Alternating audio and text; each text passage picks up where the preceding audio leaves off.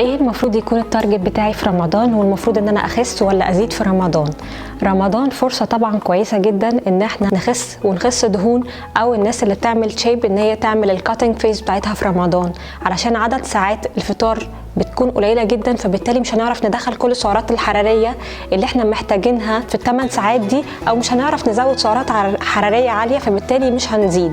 لو طبعا كلنا الاكل الصحي زي ما اتكلمنا في الفيديو بتاع الفطار والفيديو بتاع السحور. اما عن التضخيم فده مش مستحيل في رمضان، بس طبعا صعب جدا، لان عدد ساعات الفطار 8 ساعات بس، فهي فعلا قليله جدا ان احنا ندخل كل السعرات الحراريه اللي لازم ان احنا نضخم بيها او ان احنا نزيد كتله عضليه. بس برده مش مستحيل، احنا ممكن نعملها ان احنا نظبط الوقت بتاعنا، ان احنا ناكل حوالي 3 وجبات رئيسيه مع سناك في النص، وندخل مكملات غذائيه، فممكن ان احنا نحاول ان احنا نضخم، بس اكيد هيكون صعب جدا. واحسن حاجه ان احنا نعملها في رمضان ان احنا نتارجت ان احنا نخس دهون، دي انسب حاجه في رمضان. وعلشان تعرفوا ممكن اكل حلويات ولا لا في رمضان، تابعوني الفيديو الجاي.